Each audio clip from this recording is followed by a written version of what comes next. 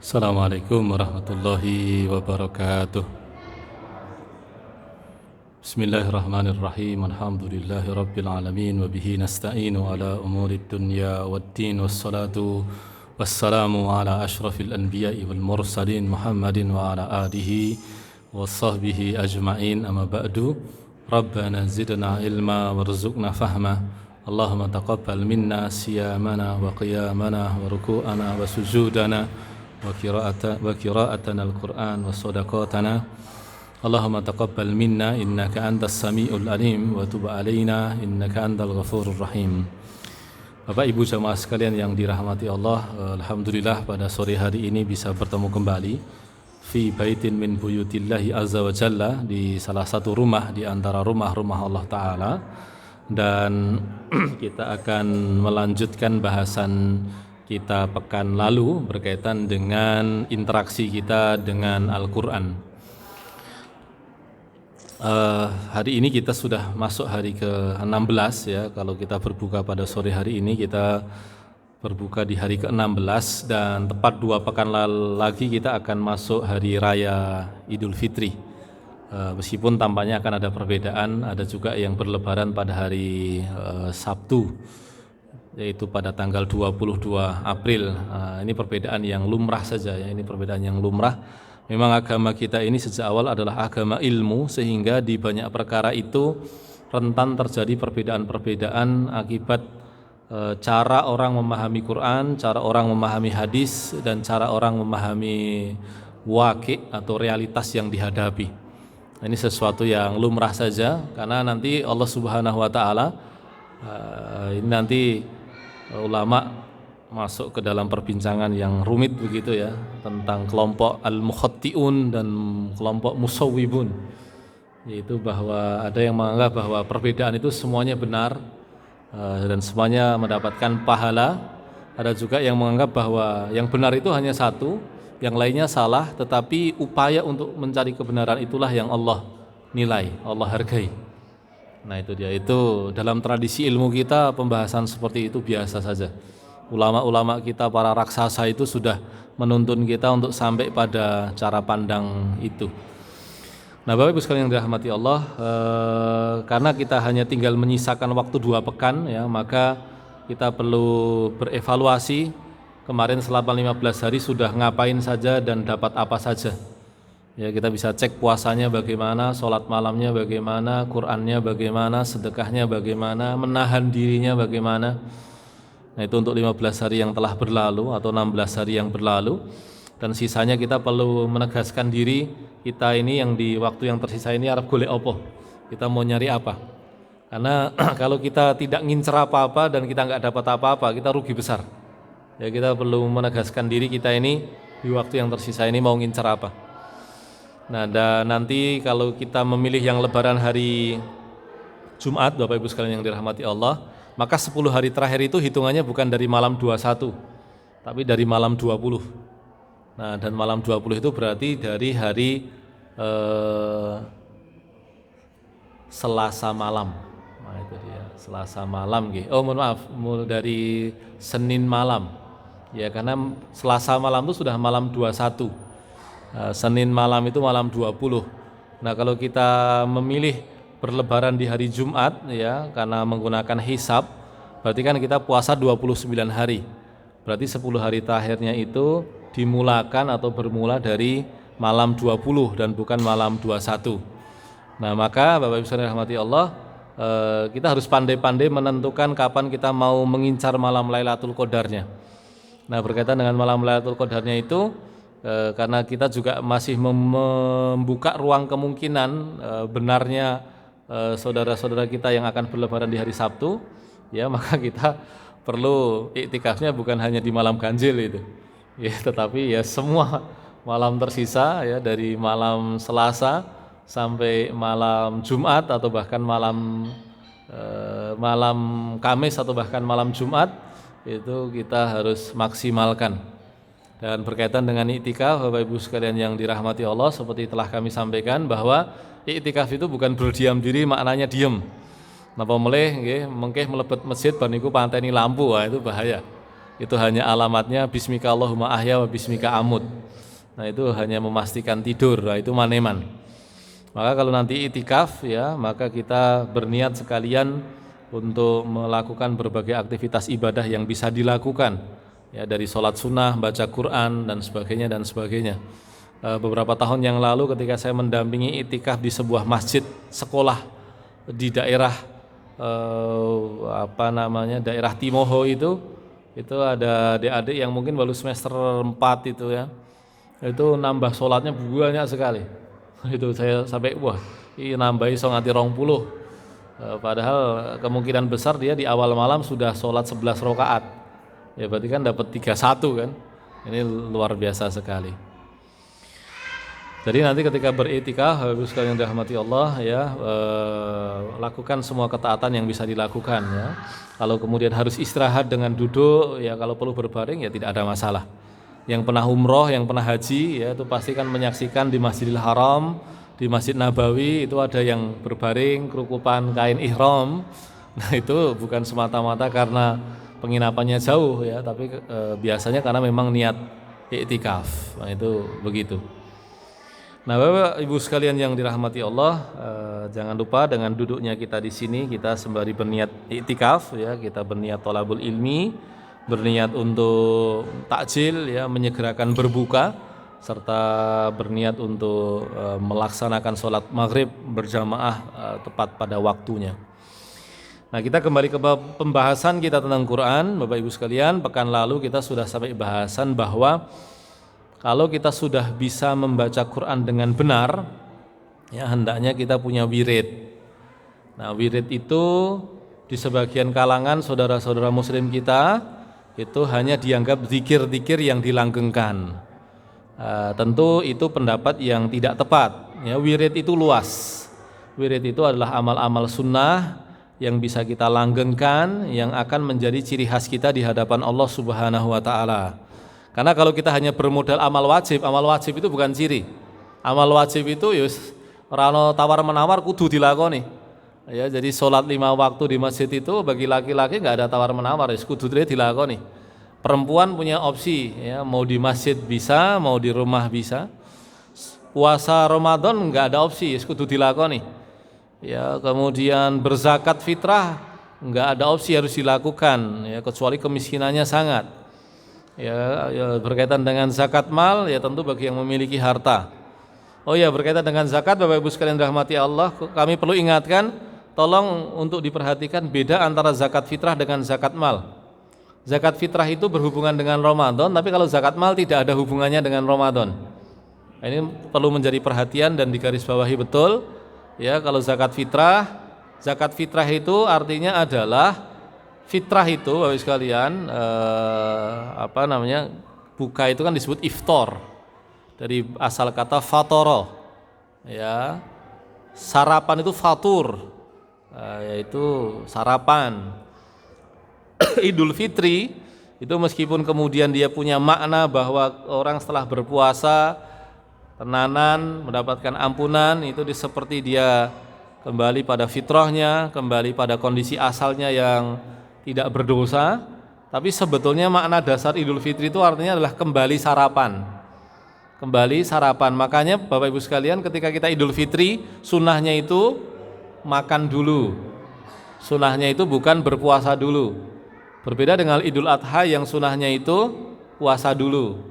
Kalau Idul Adha, kalau kita kuat ya, kita dari fajar ya, dari subuh tidak makan sampai kita nyembelih, sampai kita masak, dan kita makanan pertama itu adalah apa yang kita sembelih. Itu kalau mampu, kalau idealnya begitu. Tapi kalau nggak mampu mungkin bibar sholat dahar itu, karena nyembelihnya masih nanti siang. Tapi kalau Idul Fitri tidak demikian. Idul Fitri itu Bapak Ibu sekalian, itu berarti sarapan kembali, bertemu dengan makan pagi kembali. Maka untuk mengantisipasi orang-orang miskin itu tidak bisa makan pagi, kita berzakat fitri. Makanya zakat fitri itu paling telat itu kita berikan sebelum sholat Id. Itu paling telat begitu. Salah satu tujuan sosialnya apa? Yaitu agar saudara-saudara kita yang miskin, yang memang betul-betul tidak punya makanan, itu punya makanan di pagi hari raya Idul Fitri itu. Itu begitu. Itu wajib bagi semua orang kecuali dia sangat miskin sehingga perlu dizakat fitrahi. Nah, sedangkan zakat mal, Bapak Ibu sekalian yang dirahmati Allah, tidak ada hubungannya dengan Idul Fitri, tidak ada hubungannya dengan Ramadan. Zakat mal itu hubungannya dengan aset panjenengan. Kalau panjenengan punya uang, atau kalau paling gampang sekarang ngitungnya tabungan. Ya, tentang zakat penghasilan itu sebagian ulama tidak setuju. Karena kalau dilacak dasarannya itu nggak ketemu, mau dikiaskan dengan apa nggak ketemu. Tapi bagi orang yang memilih zakat penghasilan itu ya monggo saja, itu sesuatu yang longgar ya, karena pendapat ulama yang setuju juga ada. Tapi zakat mal itu asalnya Bapak Ibu sekalian paling gampang itu ngitung aset. Kalau kita punya harta yang kalau disetarakan dengan emas itu sudah setara dengan 85 gram, ya sekitar kalau sekarang kalau antam itu ya 85 juta, ya start kepemilikannya kapan, lalu kemudian sudah berputar 1 tahun dan tidak berkurang, maka tepat setahun setelah kepemilikan itu wajib untuk dikurangi zakat, dibersihkan kotorannya. Misalkan saya bulan Januari uang saya, bulan Desember uang saya 83 juta. Emas boleh atau tabungan saya gitu 83 juta. Lalu Januari kok sudah 85 juta dan setelah itu belumlah berkurang. Ya, Januari 2023 uang saya itu 85 juta dan nggak pernah berkurang. Lalu kemudian Januari 2024 kok nilainya bahkan sudah naik sampai 95 juta misalkan, maka saya harus mengurangi 2,5%-nya. Nah, jadi batas kepemilikan minimalnya disebut dengan nisab, ya, lalu kemudian perputaran waktunya disebut dengan haul. Nah itu dia. Nah kalau dua hal ini terpenuhi maka wajib, kalau tidak terpenuhi maka tidak wajib. Panjenengan misalkan Januari sudah bernilai 85 juta, lalu kemudian November sudah 105 juta, tiba-tiba akhir Desember ya, tiba-tiba ada kondisi yang membuat Anda harus mengeluarkan harta Anda, ya, misalkan jadi 80 juta, maka Anda sudah tidak wajib. Ya, tidak wajib untuk berzakat. Kita tidak bisa beribadah hanya dengan semangat, aku pokoknya niki zakatku, tidak bisa begitu. Tidak bisa begitu. Sedekah, zakat.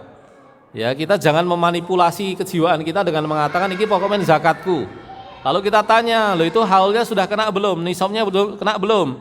Belum. Nah, itu berarti bukan zakat. Ya, tetap saja nilainya berbeda. Ya, semuanya baik, sedekah baik, zakat baik, ya. Tetapi kalau nilainya belum sampai maka belum wajib.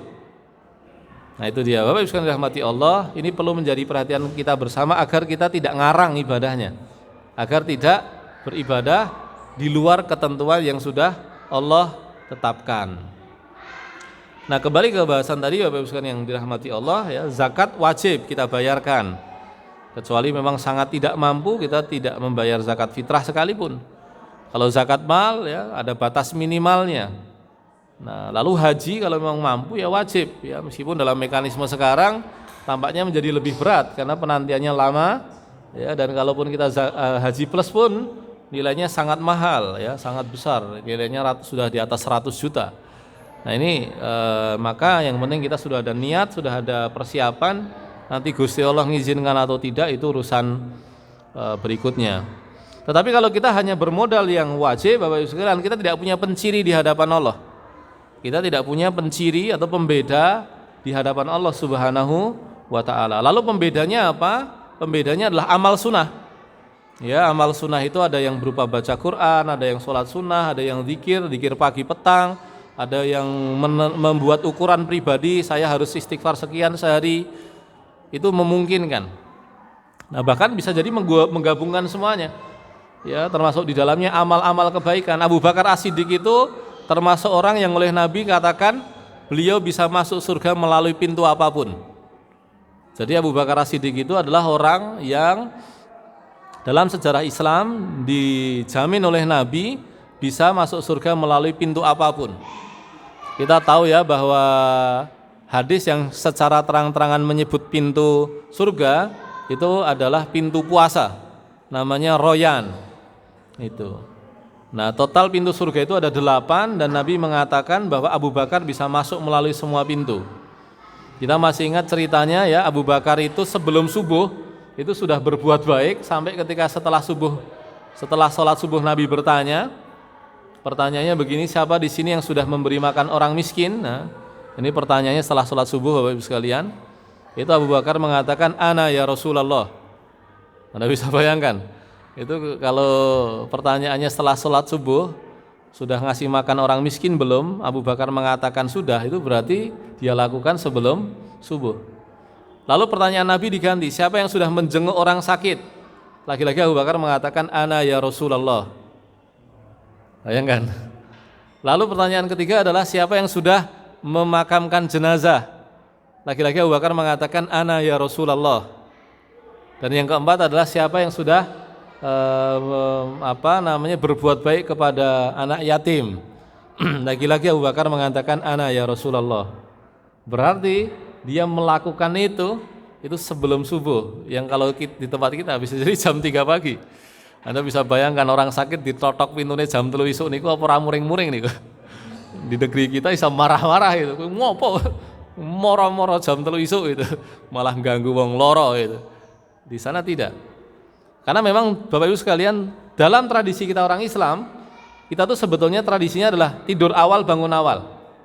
Asalnya tuh kita itu tidur itu setelah Isya dan bangun itu jauh sebelum subuh. Teknologi dan industri lah yang mengubah waktu kita. Bapak Ibu sekalian dirahmati Allah, dulu di Eropa, tempat di mana industri-industri besar itu bermunculan, itu dulu pergantian hari itu juga sama dengan Islam, Maghrib. Tetapi karena ada sistem lembur, kalau kemudian perubahan hari itu terjadi di waktu Maghrib, itu mahal pembayarannya. Maka kemudian digeser menjadi tengah malam. Nah, adanya lampu ya dan pola-pola industri seperti itu mengubah pola hidup kita orang Islam.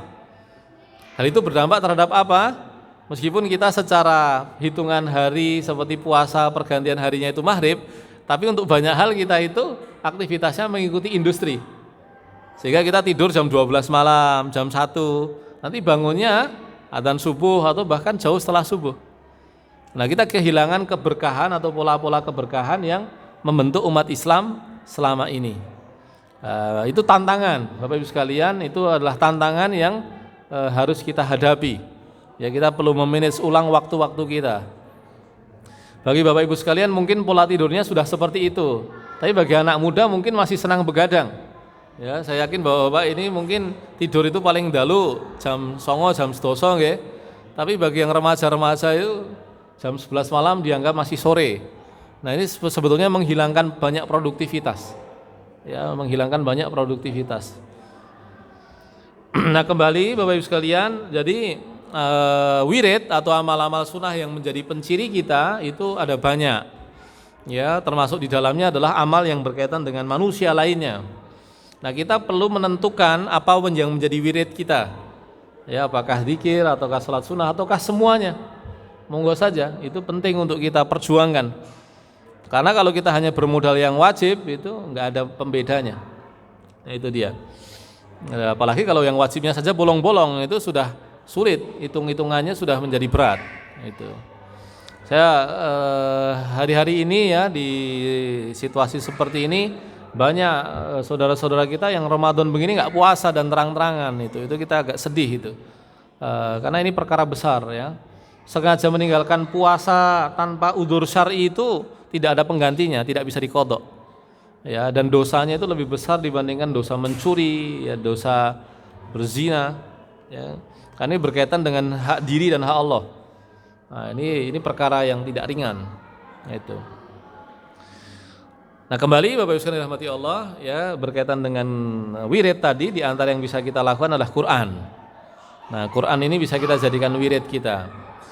Tidak banyak tidak masalah, yang penting punya wirid. Misalkan Bapak Ibu sekalian wiridnya sehari 1 halaman, it's okay. Nanti setelah melewati Ramadan naik jadi 2 halaman. Setelah melewati Ramadan lagi naik misalkan 2,5 halaman atau 1 rubu, tidak masalah. Nah, yang penting kita berusaha untuk punya wirid, punya batas-batas minimal yang kita baca dari Al-Quran sebagai penciri harian kita. Nah, ini penting Bapak Ibu sekalian untuk kita pertimbangkan. Nah, kalau kemudian kita sudah punya wirid, akan bagus kalau kita itu mulai menikmati Quran di waktu-waktu tertentu. Nah, waktu-waktu tertentu itu apa saja, Bapak Ibu sekalian? Satu, waktu yang bisa kita gunakan untuk menikmati Quran lebih dalam itu adalah malam hari. Membaca Quran di siang hari dengan malam hari itu efek kejiwaannya beda. Apalagi panjenengan membacanya di akhir malam ya sembari sholat itu suasananya akan sangat berbeda. Ya, karena Quran itu awalnya turun di malam hari. Ya, turun keseluruhannya itu di malam hari. Baru turun sebagai satuan itu di waktu yang bermacam-macam, ada sore hari, ada yang malam hari. Imam Syafi'i bisa membedakan mana yang malam dan mana yang siang. Ya, Imam Syafi'i ketika ditangkap Raja Abbasiyah berani mengatakan, saya tahu di manakah ayat itu bermula dan di manakah ayat berhenti, manakah ayat yang turun di malam hari dan manakah ayat yang turun di siang hari. Imam Syafi'i tahu. Nah, kita nggak tahu. Nah, itu Bapak sekalian. Nah, membaca Quran di malam hari itu punya pengaruh kejiwaan yang berbeda. Lalu kemudian membaca Quran di waktu sholat itu juga punya pengaruh yang berbeda. Nah, itu dia. Nah, lalu dua hal ini bisa digabungkan. Membaca membaca Quran di malam hari di waktu sholat itu juga bisa. Jadi membaca di waktu sholat satu hal, membaca di malam hari hal yang berbeda, membaca Quran di waktu sholat malam hari berbeda lagi.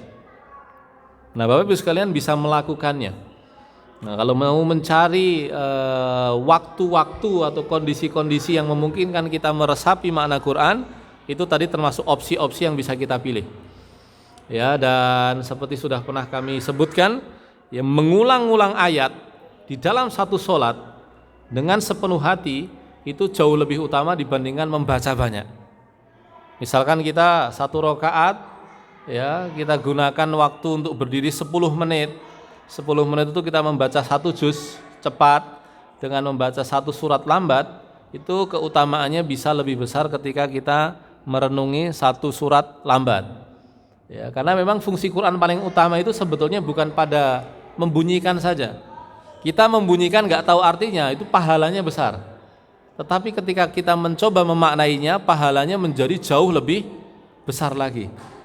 Ya, orang-orang saleh dan para ulama dahulu mereka lebih memilih untuk merenungi sedikit ayat dibandingkan membaca banyak ayat. Itu dia. Tetapi semuanya mulia. Lalu aku senangnya mau akeh, it's okay, tidak ada masalah, Pak.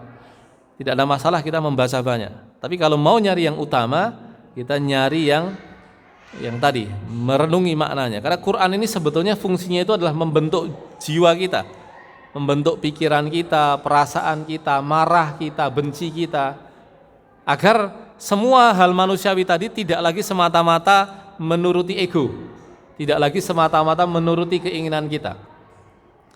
Saya lupa pernah menyampaikan ini tidak. Bapak Ibu sekalian dirahmati Allah, Zainal Abidin As-Sajjad, ya, cucu Nabi itu baru seminggu punya anak. Ya, baru seminggu punya anak. Lalu budaknya itu memasak masakan dari akikohnya. Lalu budaknya ini tidak sengaja menumpahkan akikoh itu kepada bayi yang berusia 7 hari tersebut dan mati. Ya, Anda bisa bayangkan duwe bayi umur 7 dino ketumplaan gule dan meninggal. Itu kan menyakitkan sekali.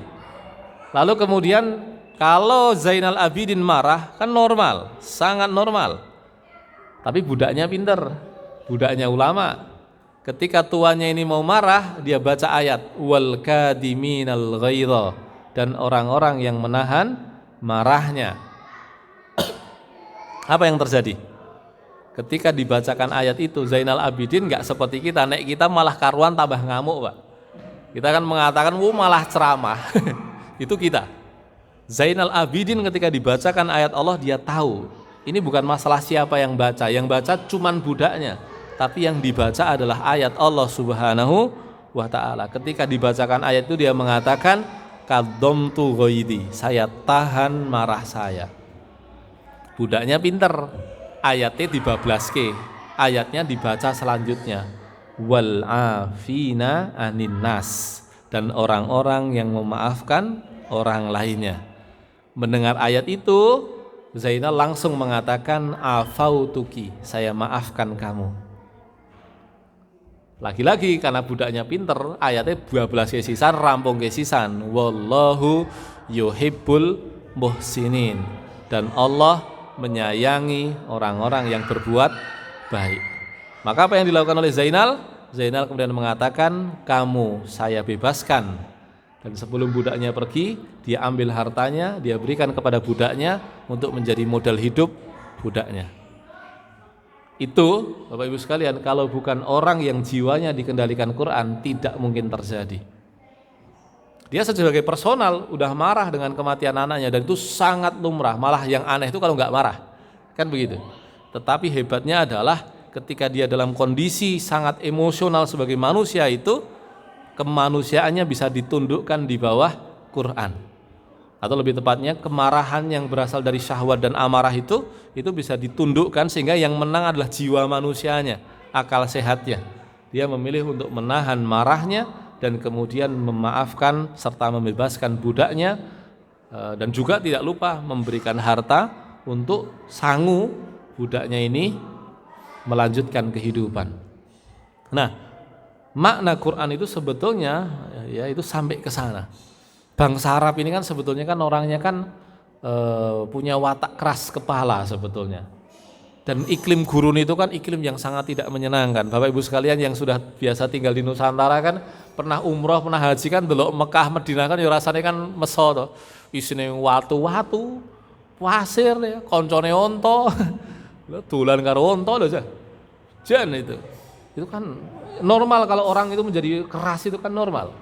Ya, dan kalau kita ke sana, kita akan tahu bedanya orang Madinah tuh lisih luwih halus bangane wong Mekah. Orang Mekah ini kan keras-keras, ora-ora. Tawar-tawaran taksi gitu kita kan meskipun harga 50 real tuh nggak masuk akal begitu, nah dia bilang udah 50 aja. Padahal ngebis gratis itu. Itu kelakuan itu. Tetapi Anda bisa bayangkan watak keras begitu itu bisa dilembutkan oleh Quran. Itu berarti Quran itu betul-betul mengubah watak orang, mengubah temperamennya, mengubah emosinya, mengubah kecenderungannya, mengubah nalarnya, mengubah perasaannya. Itu terjadi oleh Quran. Nah, Bapak Ibu sekalian dirahmati Allah. Jadi Quran itu ketika kita renungi makna-maknanya itu bisa membantu kita mengubah diri kita. Makanya ayatnya kan jelas, qad aflaha man zakkaha. Apa artinya man zakkaha? Beruntunglah orang yang membersihkan dan menumbuhkan. Zakat itu Bapak Ibu sekalian maknanya dua, membersihkan dan menumbuhkan. Maka orang yang berzakat itu dia membersihkan hartanya dari kotoran dan mengembangkan hartanya dengan caranya Allah. Nah, orang yang bertazkiyah adalah orang yang membersihkan jiwanya dan menumbuhkannya. Maka Allah katakan aflaha, sukseslah, beruntunglah, bergembiralah orang yang memupuk jiwanya, kotoran-kotorannya dibersihkan, dibebaskan, ya dilepaskan, lalu kemudian yang positif-positif itu ditumbuhkan, sehingga apa? Wataknya berubah. Sesuatu yang sudah bawaan itu berubah. Ya, Umar bin Khattab itu wataknya atos, tapi begitu dia kenal Islam, dia bisa melembut pada kebenaran. Abu Bakar tuh wataknya halus, begitu dia kenal Islam, para orang-orang yang ngaku nabi dan dia nggak mau bayar zakat itu disikat sama Abu Bakar. Abu Bakar tuh kurang halus sopo, saking halusnya itu, sopannya itu dia sangat lembut. Bapak Ibu sekalian dirahmati Allah, itu bahasan kita pada sore hari ini. Semoga Allah memudahkan interaksi kita dengan Quran. Barakallahu li wa lakum wa sallallahu ala nabiyyina Muhammad. Assalamualaikum warahmatullahi wabarakatuh.